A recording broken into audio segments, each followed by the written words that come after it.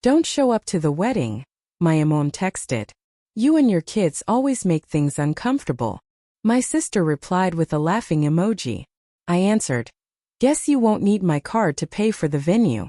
The group chat erupted in laughter, clueless about what was coming next. The text message seared into my soul, a betrayal so deep it stole my breath. Randy, we think it's best if you don't come to the wedding. You and your kids just make things awkward. Just 3 weeks before my own sister's big day, my family told me I wasn't welcome. But the shocking twist? They still expected me to pay for it. Hi, I'm Randy, 34, a single mom to 2 amazing kids. And that text message wasn't just a rude dismissal.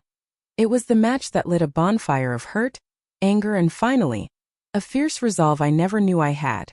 My sister Natalie even responded to the chat with a laughing emoji, completely oblivious to the earthquake she just started. Fighting back tears that threatened to blind me, I typed a reply that I knew would change everything. Then you won't need my card for the venue. The family group chat, still filled with their casual laughter, had no idea what was about to hit them. Growing up in our suburban neighborhood in Westlake, Ohio, I always knew my place in the family hierarchy.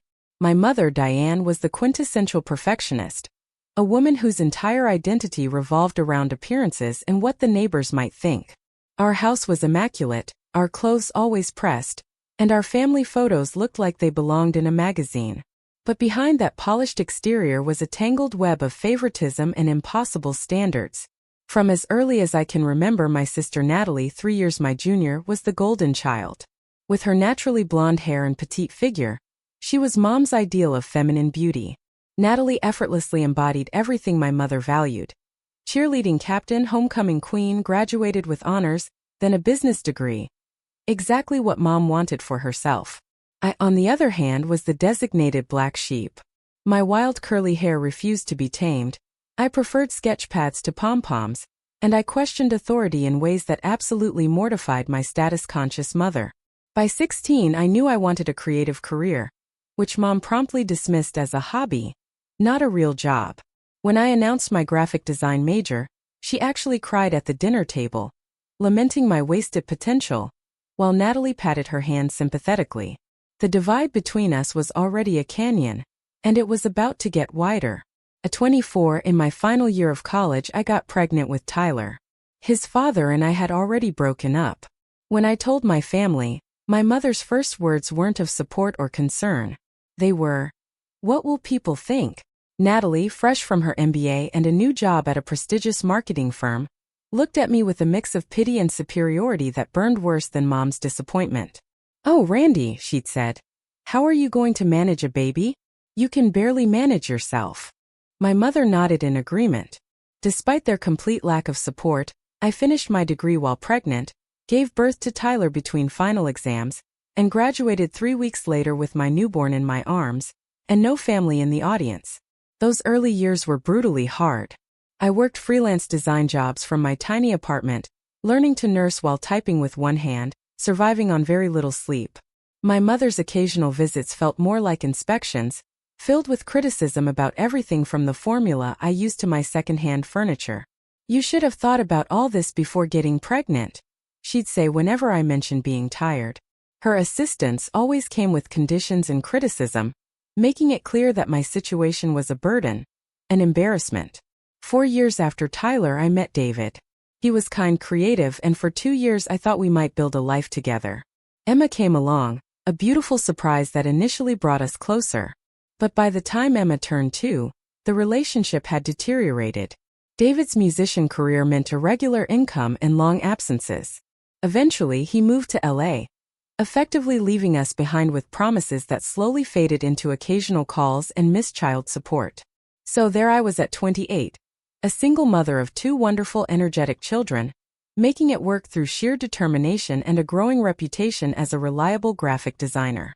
I built a home business that allowed me to be there for school pickups and sick days, often working late into the night after the kids were asleep. Family gatherings became exercises in endurance. My mother would fuss over Natalie's career achievements and dating life, while making pointed comments about my children's behavior or my appearance. "Randy, you might want to try that new diet I read about," she'd say loudly across the Thanksgiving table. Or, Can't you get Tyler to sit still for 5 minutes? Natalie was never so fidgety as a child. The comparisons were endless and always unfavorable. Natalie's trendy apartment versus my modest rental. Natalie's designer wardrobe versus my practical mom clothes. Natalie's business trips to New York versus my rare treats of taking the kids to the local amusement park. The worst part was watching my children absorb these dynamics. Tyler, perceptive and sensitive, began to withdraw around his grandmother and aunt. Emma, naturally bubbly, would try harder and harder for their approval, only to be corrected for being too loud or too messy. Still, I persisted. Family is family, I tell myself. The kids deserve to know their relatives. I brought them to Sunday dinners, remembered birthdays with handmade gifts, and even hosted holidays, enduring Mom's subtle rearranging of my decorations and not-so-subtle improvements to my cooking. Then came the family dinner 6 months ago where Natalie announced her engagement to James, the son of Harold Wilson, who owned the largest real estate development company in our county. My mother practically vibrated with excitement, already envisioning the social boost this connection would provide. Just think, Eleanor Wilson, James's mother, had supposedly said, "Our grandchildren will have the best of everything." I watched my mother's eyes slide over to Tyler and Emma, playing quietly, and knew exactly what she was thinking. In her mind, my children weren't part of that equation. They were complications, less than perfect extensions of her less than perfect daughter. As everyone toasted, I smiled and offered congratulations, already sensing this wedding was about to become another battleground in our family's long-running war of appearances versus reality. To my surprise, I received a call from my mother the very next day. "Randy, we're having a preliminary wedding planning lunch on Saturday. Natalie would like you to be there."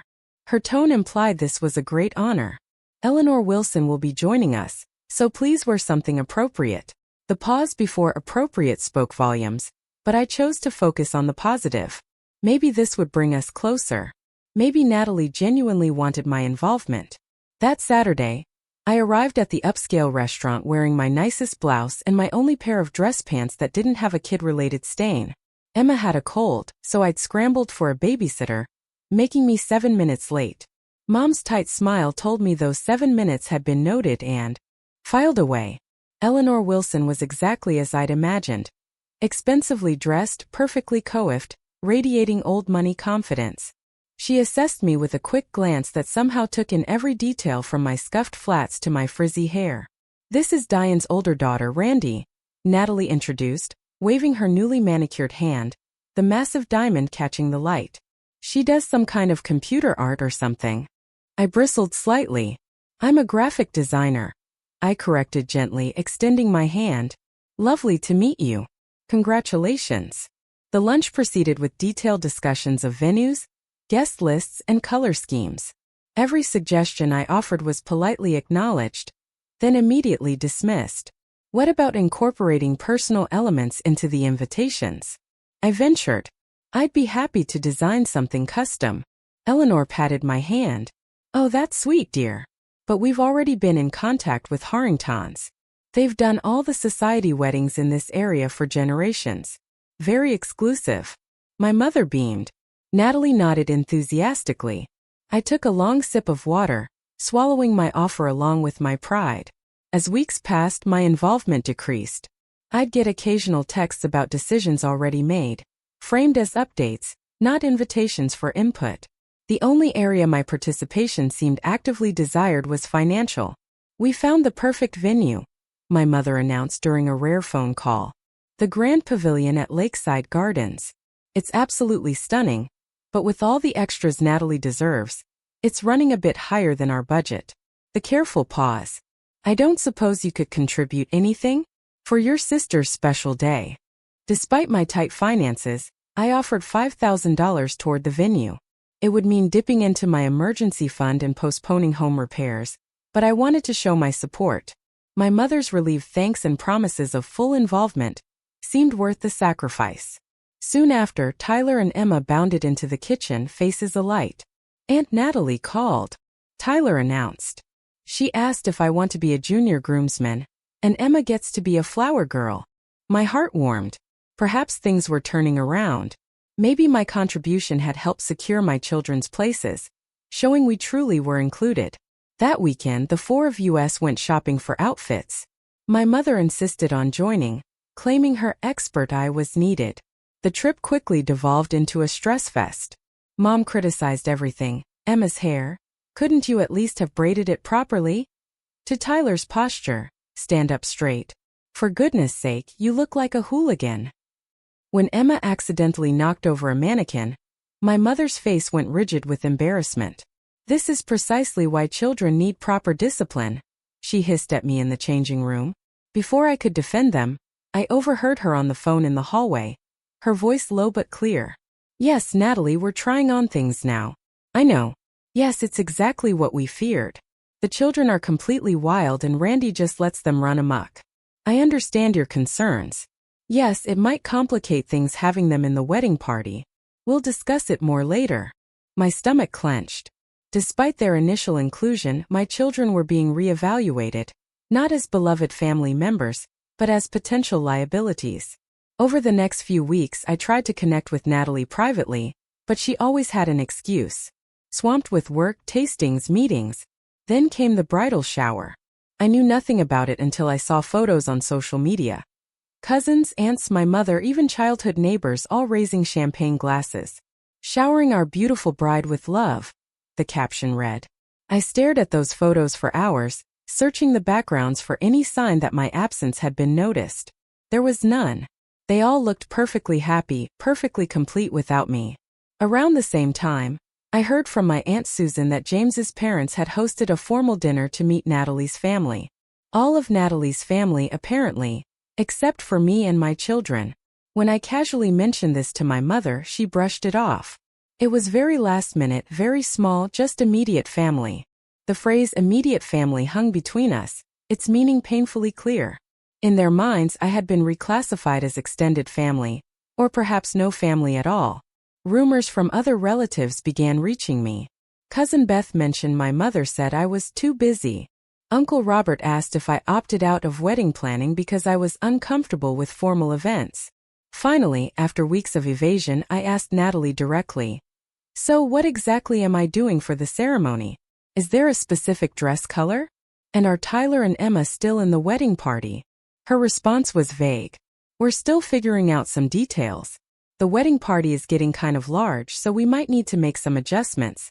I'll let you know. I hung up with a sinking feeling that those adjustments would involve erasing my family from the picture entirely. Still, I clung to hope. Surely, my own mother and sister wouldn't completely exclude us from such an important family event, especially after I had committed a significant sum to the venue. I was wrong. The message arrived on a Thursday morning, exactly 3 weeks before the wedding. I was in the kitchen making breakfast. My phone buzzed repeatedly with the family group chat notification. The conversation had started innocently enough, with my mother posting photos of floral arrangements. Everything is coming together beautifully, she wrote. Just a few last-minute details. Natalie chimed in. I can't believe it's only 3 weeks away. I was about to put my phone down when my mother's next text stopped me cold. Randy, we think it's best if you don't come to the wedding. You and your kids just make things awkward and we want this day to be perfect for Natalie. I froze. Spatula in hand, eggs sizzling and beginning to burn on the stove. Before I could even process it, Natalie responded with a laughing emoji in the message. Mom's right. No offense, but James's family is really classy. The phone nearly slipped from my suddenly numb fingers. I shut off the stove mechanically, my mind racing. Surely this was a terrible joke. But as I stood there, more messages appeared. My mother again. It's nothing personal, Randy. It's just that the Wilsons have certain expectations. Children who aren't properly behaved would be a distraction. Plus, you always look so stressed and tired in photos. This wedding is going to be in all the local magazines. We still appreciate the venue contribution, of course. That was very generous. I felt like I'd been physically struck. The kitchen wobbled as tears blurred my vision. A small voice broke through my shock. Mom, the eggs are burning. Mom, are you okay? You're crying. Tyler, 10 years old, stood beside me, his face creased with concern. Behind him, Emma, blissfully unaware, arranged her stuffed animals at the breakfast table. I quickly wiped my eyes and forced a smile. I'm fine, buddy. Just got something in my eye. Thanks for telling me about the eggs. Let's make some new ones. As I cracked fresh eggs with trembling hands, my shock transformed into a deep burning anger. How dare they treat my children this way? How dare they act as if we were embarrassing accessories rather than family? I picked up my phone and typed a response, working hard to keep my tone controlled. Then you won't need my card for the venue. It was simple, direct, and apparently hilarious to my family. Natalie immediately responded with another laughing emoji. Good one, sis, but seriously, the venue deposit is non-refundable, so thanks for that. My mother added, don't be dramatic, Randy. This is about what's best for your sister's special day. Then my father, who had been silent, chimed in. Your mother's right, Randy. Sometimes it's better to step back. No need to make this about you. More messages flooded in from other family members, silently watching this public execution of my dignity. Aunt Patty. Randy dear, perhaps this is for the best. Remember Tom and Sally's anniversary party when Tyler knocked over the ice sculpture? Uncle Dave. Some events just aren't kid-friendly. Nothing personal. Cousin Beth. I think what they're trying to say is more intimate ceremony equals more elegant. You understand, right? With each new message, the knot in my stomach tightened. These people had known me my entire life. They'd watched me grow up, graduate, become a mother, build a career. Not one of them was standing up for me or my children. Not one was questioning the casual cruelty. I set my phone face down. Time for breakfast, guys, I called, determined not to let them see how shaken I was. As we ate, Tyler kept shooting concerned glances. At 10, he was old enough to sense adult problems but too young to understand. 6-year-old Emma chatted happily, periodically reaching to pat my hand. Are you sad, Mommy? She finally asked directly. Your eyes look rainy. I'm just having a grown-up problem, sweetie, I answered, stroking her hair. Nothing for you to worry about. But after I dropped them at school, I sat in my car and finally allowed myself to break down completely. Huge, racking sobs tore through me. It wasn't just about an invitation. It was about years of being treated as lesser, of watching my children be judged, of trying so hard to maintain connections with people who didn't respect me. When I returned home, my phone showed 17 new messages. I silenced the conversation without reading them. Whatever additional barbs they'd thrown would have to wait. I had client work to do. That evening, after the kids were in bed, I finally looked. Most were variations on I was overreacting, being selfish, needing to think of Natalie's happiness. The conversation had even moved on to discussing which relatives would now be seated at the table originally reserved for me and my children. I curled up on the sofa with a quilt my grandmother had made. She had been different, celebrating my creativity, defending my choices, loving my children without reservation. Family is about acceptance, not perfection, she used to say. If she were alive, she would have been appalled. As midnight approached, I sat at my kitchen table, beginning to process not just today's events, but the years of subtle mistreatment. The wedding exclusion wasn't an anomaly. It was the most blatant expression of how my mother and sister truly saw me and my children. The realization was painful, but strangely liberating. For years, I had been chasing approval I would never receive, making excuses for inexcusable behavior, and exposing my children to people who viewed them as inconveniences. No more, I whispered to my empty kitchen. This stops now. The next morning I called Zoe, my best friend since college. They did what? Zoe exploded after I recounted the text exchange. Oh my God, Randy, that's beyond cruel. That's psychological warfare. Hearing my own thoughts validated by someone I trusted helped solidify my resolve. This wasn't a miscommunication. It was the culmination of a pattern. I don't know why I'm even surprised, I said, my voice steadier than expected. Remember Emma's 5th birthday, when Mom showed up with a cake because mine wasn't presentable enough? Or when your sister scheduled her housewarming party on the same day as Tyler's school play, then got mad that you chose his performance over her new throw pillows, Zoe added. We talked and more memories surfaced, each a puzzle piece.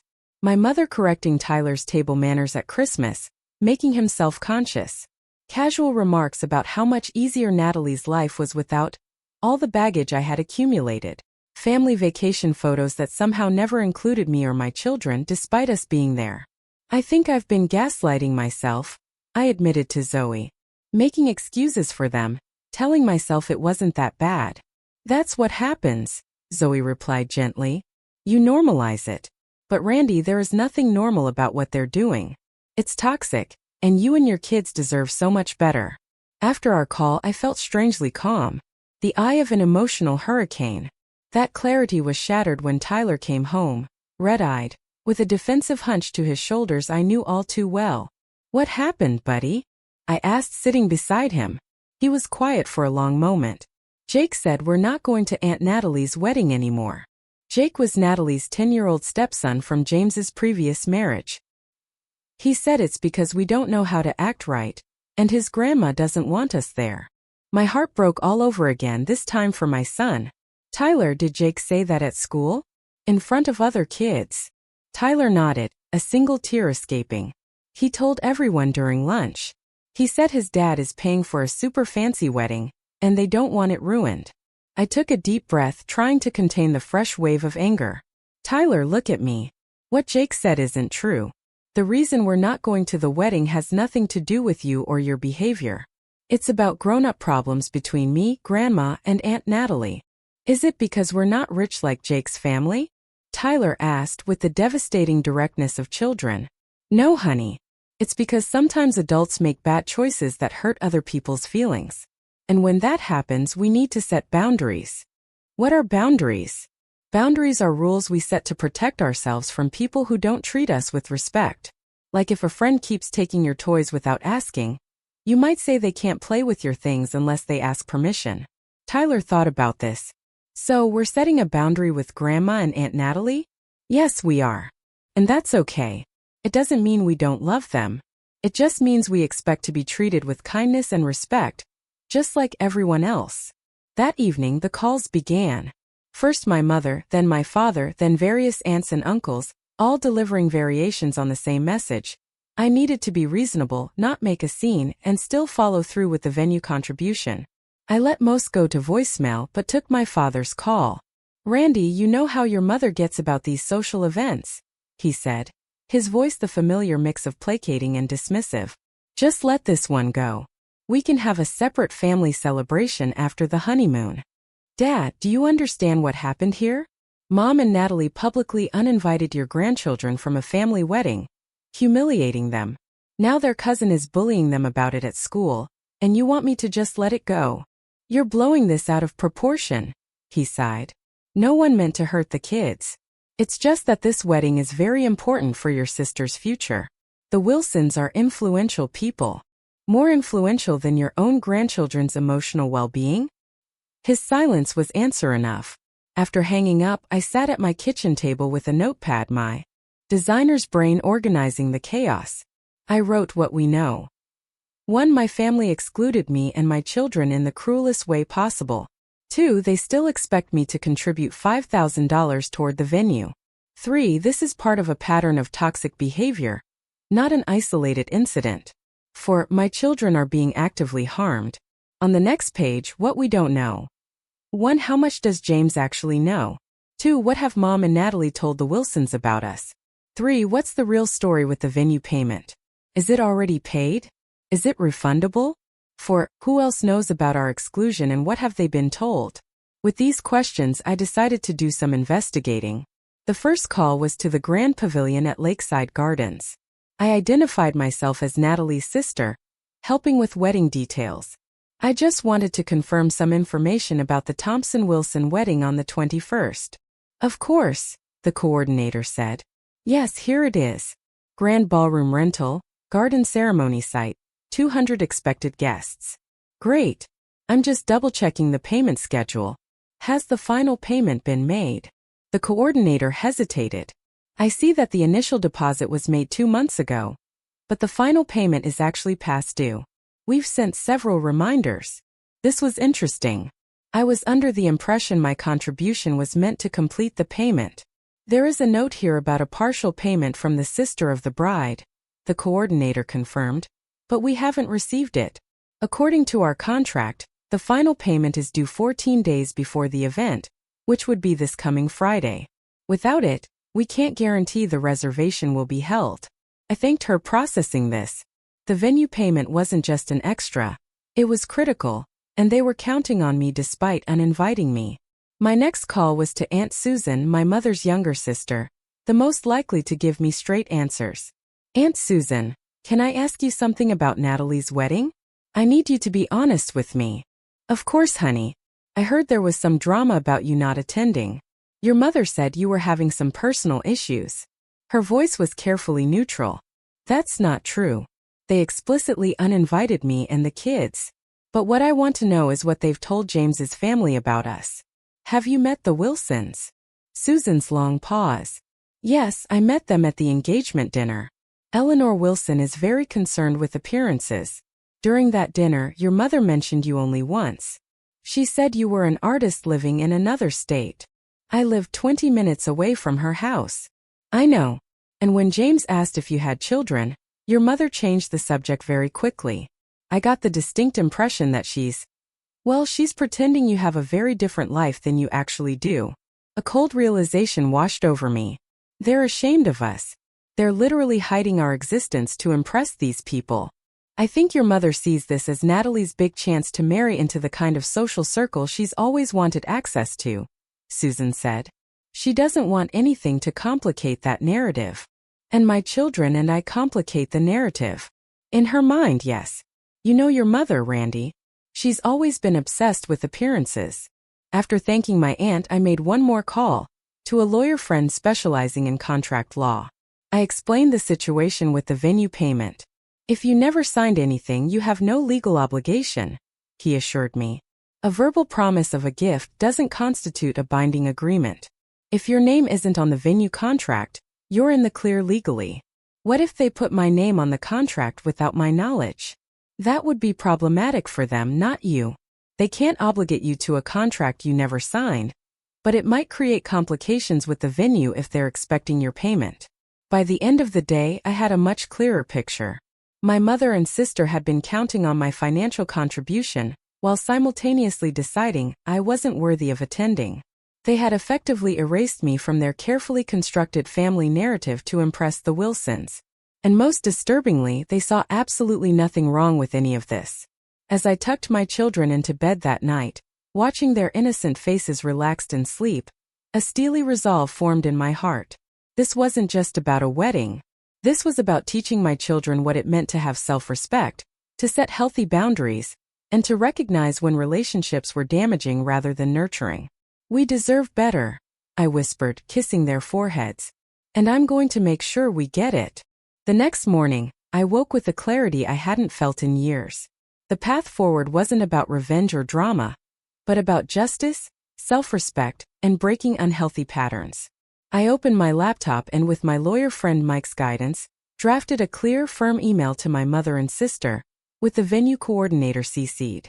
The message was professional, factual, and without emotional language.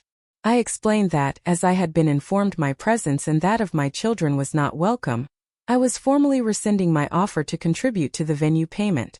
I wished them well and requested they not contact me further about financial contributions to an event we had been prohibited from attending. After sending the email, I blocked both their numbers temporarily. I needed space to implement the rest of my plan without the emotional manipulation I knew would follow. Next, I focused on creating a special alternative day for my children on the wedding date. I wanted them to understand that while rejection hurts, we could choose joy. How would you guys feel about going to Adventure World on the 20th? I asked them over dinner. They've opened that new water slide section you've been wanting to try, Tyler. Their enthusiasm was immediate and genuine. Is that the same day as Aunt Natalie's wedding? Tyler asked perceptively. Yes, it is. I thought we could have our own special day while they have theirs. But why aren't we going to the wedding anymore? Emma asked, her small forehead wrinkled. Sometimes, Emma, people make choices that aren't very kind. Grandma and Aunt Natalie have made some choices that hurt our feelings. When that happens, it's okay to choose not to spend time with those people for a while. Did we do something bad? Her trembling lower lip nearly broke me. No, sweetie. You didn't do anything wrong at all. This is about them, not us. And instead of feeling sad about missing their party, we're going to have our own amazing day of fun. As they discussed rides, I reflected on how these conversations were teaching them crucial life lessons about self-worth. Over the next few days, I continued to ignore the mounting voicemails and messages. Most were pressuring me to reconsider, with increasing guilt-tripping and manipulation. My father tried to appeal to my sense of family loyalty.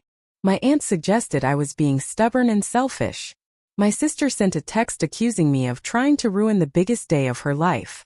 I let them all go unanswered, focusing instead on my work, my children, and the small community of genuine friends who had rallied around us.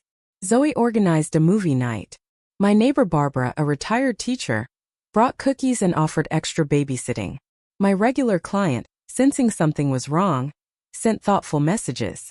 It was during this period of enforced radio silence that I received an unexpected call from a number I didn't recognize. "Randy, this is James, Natalie's fiancé. I hope you don't mind me calling directly." I hesitated. "Hello, James. This is unexpected." "I'm sure it is. Look, I'll get right to the point. There seems to be some confusion about the wedding guest list, and I'm trying to get clarity. Natalie told me you didn't want to attend our wedding, but then I heard from the venue that there's some issue with the payment you had offered. I'm honestly confused about what's happening." The genuine bewilderment in his voice suggested he truly had no idea. I took a deep breath. "James, I'm going to tell you something that might be difficult to hear. I never said I didn't want to attend your wedding. In fact, until last week, my children and I were under the impression that we were not only invited but participating. Tyler was supposed to be a junior groomsman, and Emma was going to be a flower girl." "What?" "But Natalie said. She told me you weren't comfortable with formal events and preferred not to come.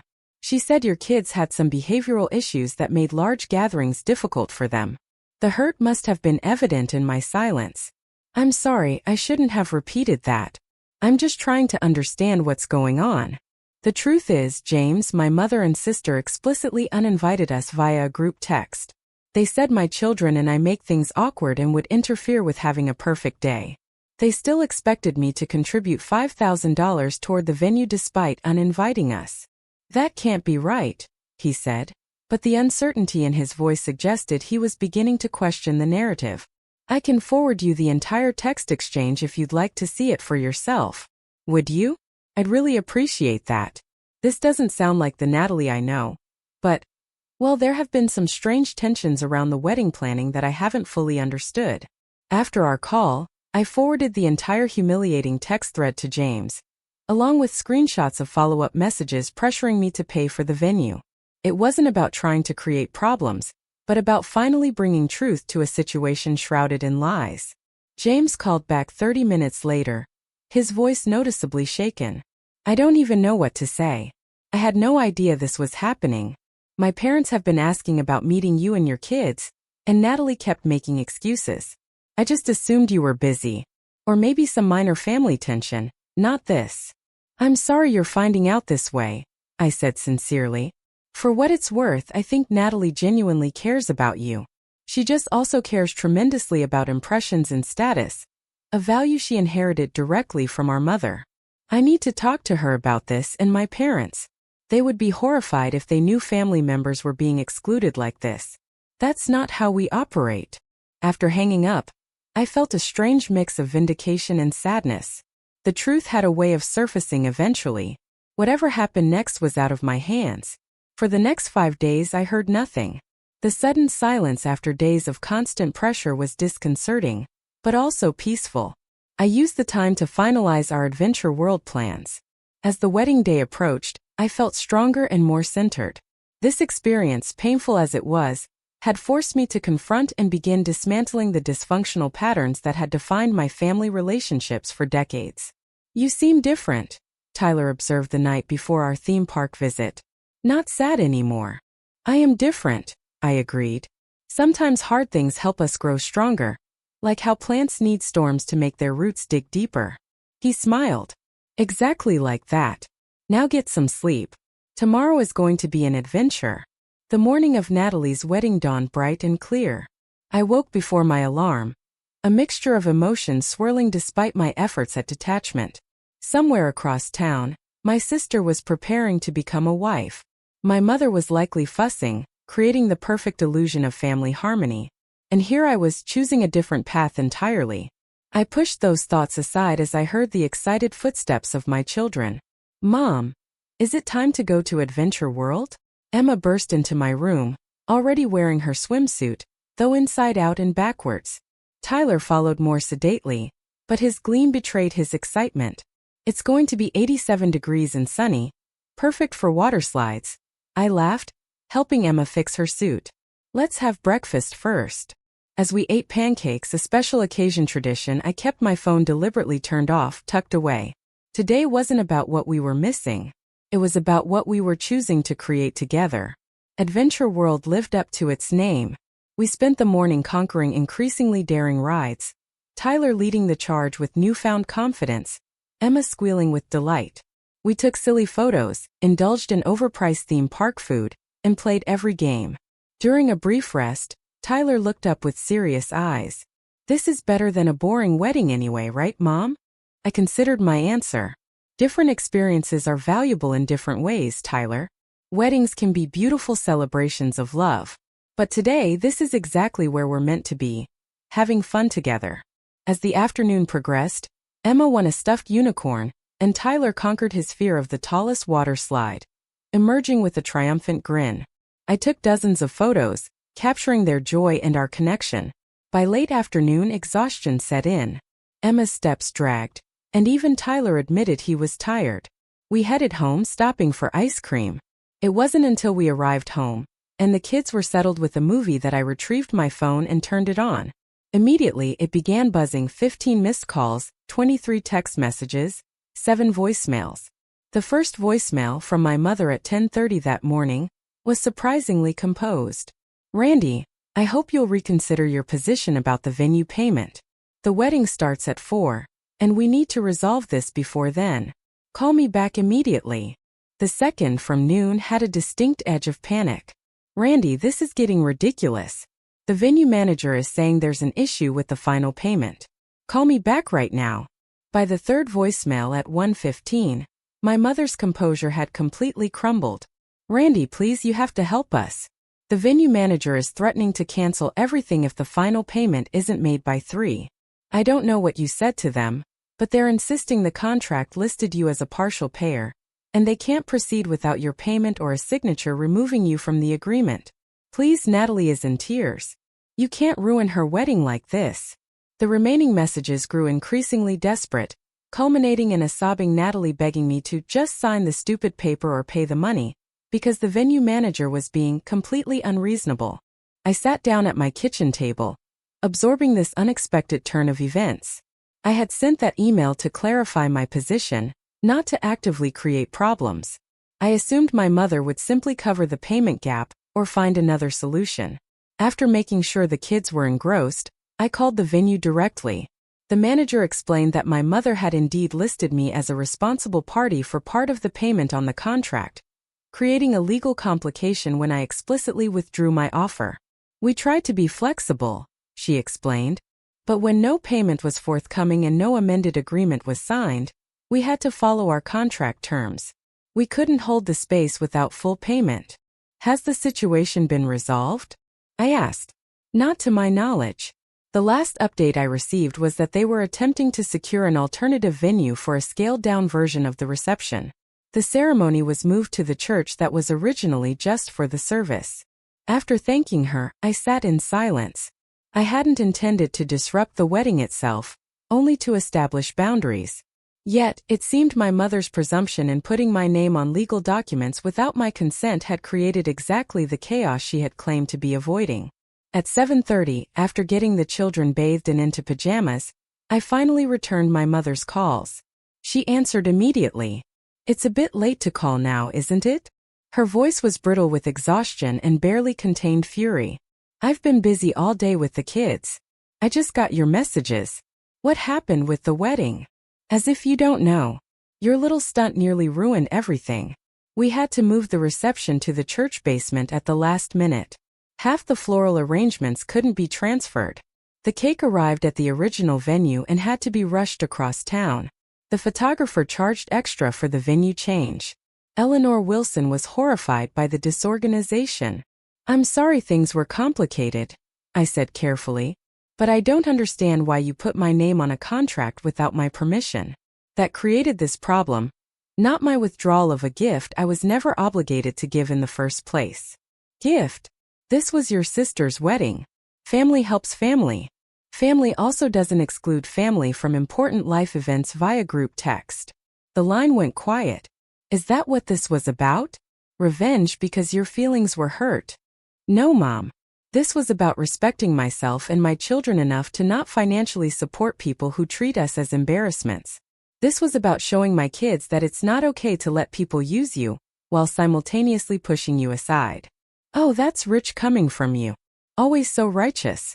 Never mind how they affect everyone else. Do you have any idea the damage you've caused? James's parents left early. They said they'd never seen such a disorganized event. Before I could respond, I heard Natalie's voice in the background demanding the phone. You vindictive bitch, my sister hissed. You couldn't stand that I was having something special, could you? You had to make it all about you and your issues. Natalie, I didn't create this situation. All I did was withdraw financial support from an event I was explicitly told not to attend. The consequences came from Mom putting my name on legal documents without my knowledge or consent. You could have just paid it anyway, or signed their stupid form. You knew how important this day was to me. And you knew how hurtful it was to uninvite your niece and nephew from being in your wedding party. You knew how humiliating it was to exclude your own sister via group text.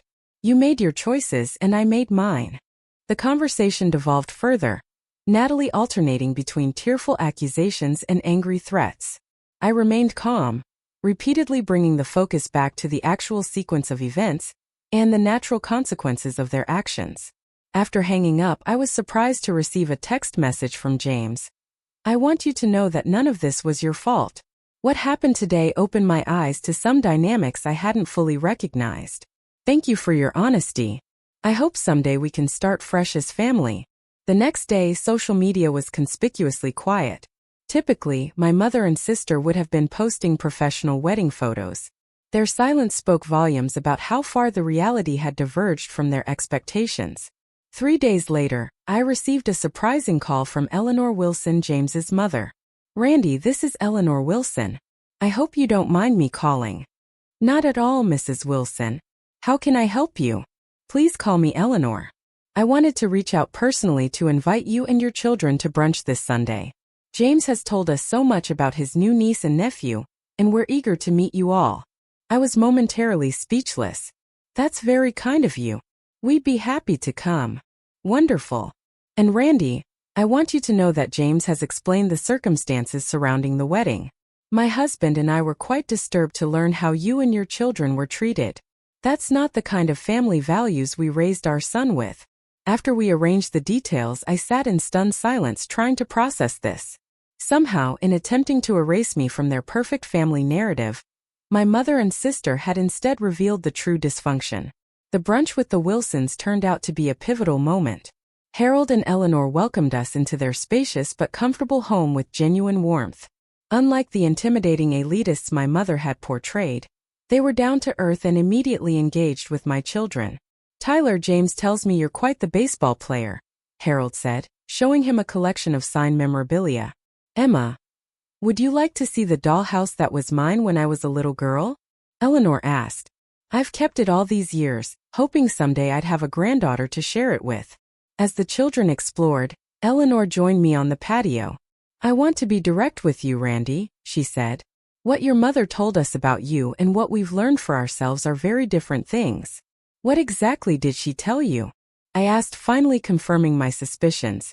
That you lived out of state, that you had made lifestyle choices the family found difficult, that you struggled with stability.